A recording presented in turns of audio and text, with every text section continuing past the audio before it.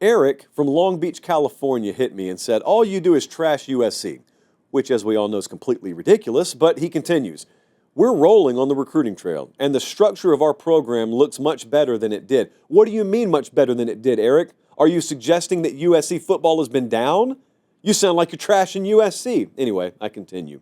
He said, I'm sure you'll scoff at it, but I think USC is heading towards big things moving forward. I'll wait to hear your dumb retort. Hate State. Eric checking in from Hate State. I have a baked-in internal seismograph about myself. I'm sure you think the same way. It's not weird at all. There's this thing that's baked into us, with college football at least, and it's the thing where you notice there's a little activity over here, and it's like the seismograph. It starts peaking. You know, like a geologist would look for earthquakes. It just starts peaking a little bit. And it's happening internally with me when it comes to USC right now. So Eric is a hater, but he's not wrong. He's wrong about everything characterizing me, but he's not wrong that some stuff's happening at USC. You may or may not be aware, folks, that USC's got the #1 recruiting class in the country for 2026. Save it. Save your breath. I know how it goes. In fact, it really wouldn't matter who we were talking about there. If I tell you someone's got an impressive-looking class for 2026, there is going to be a chorus. There is going to be a rainstorm of takes, and they all sound like this. It won't last. They'll all decommit. Okay.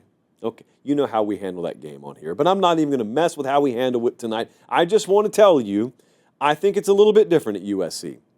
My own internal seismograph is peaking a little bit. So there's some activity happening out here with USC. I want to say this now. I told Jesse and Colin, it is, February 23rd.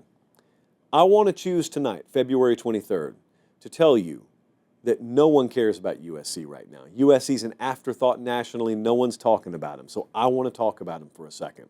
Hey, quick timeout. Check and see if you're subscribed to the YouTube channel. If you're not, I humbly ask that you click subscribe. It's free. It doesn't sign you up for anything. What it does is it helps us keep this show free so we can just do college football year-round. All right, back to the clip.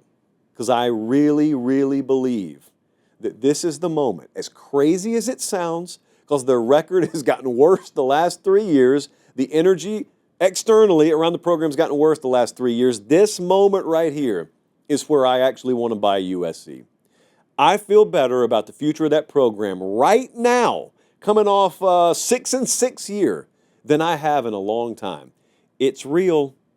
It's not going to be talked about nationally for a while, but there's some stuff happening inside that program that's real, it's tangible, it's not smoke and mirrors, it's not acting, it's not performative, it's not winning a spring national championship or anything like that. The right people are in the building. That's really what matters. That's what it comes down to with everyone who wins in this sport. The right people are in the building. What I feel about Lincoln Riley is that Lincoln Riley is still the real deal. Lincoln Riley didn't forget about this game. Lincoln Riley didn't forget how to win.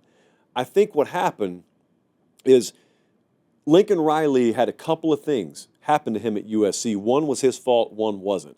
He handcuffed himself to a losing defensive staff. To his credit, he rectified that a couple of years in.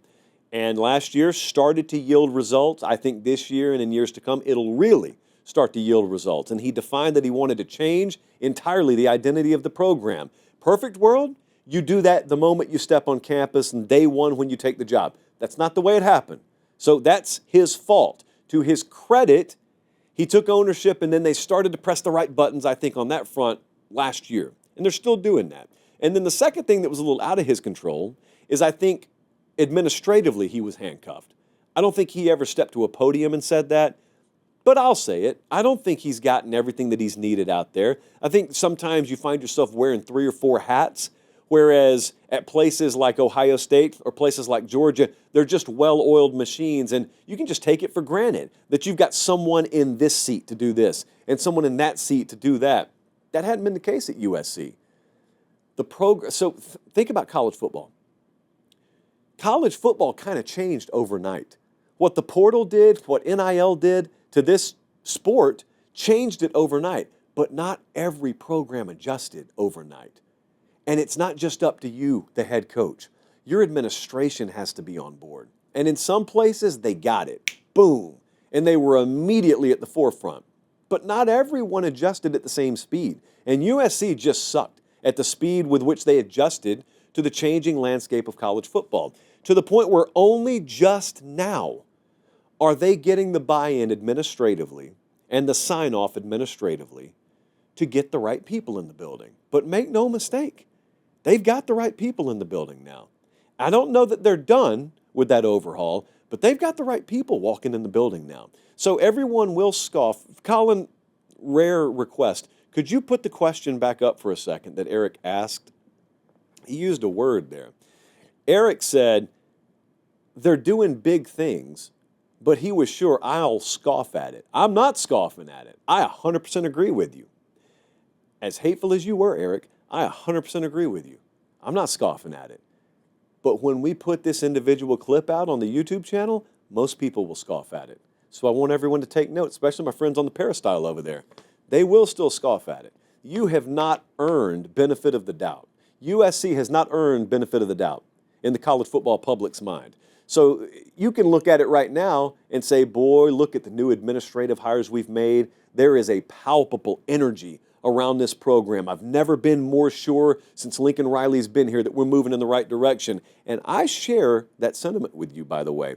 Just understand, not that this should matter, but it will not be reflected nationally. Because USC has not earned benefit of the doubt in anyone's mind, yet won anything of note since Lincoln Riley's been there. So no one's going to look and say, oh, yeah, all right, he's done it before, he'll do it again there. He hadn't done it before. He hadn't done it there yet. You hadn't done it there yet. So no one thinks that you're Oregon right now. No one thinks you could tote Ohio State's jock right now because you haven't been able to. So I do believe that some very special things are around the corner at USC. They just came off a year where they barely made a bowl game. I believe in the future of the program, more than I did this time a year ago, even. Not everyone will think that way. So there will be scoffers. I'm just not one of them. I'm in with you guys. I'm in. I believe in it. So I wanted Eric to know that from me to him personally.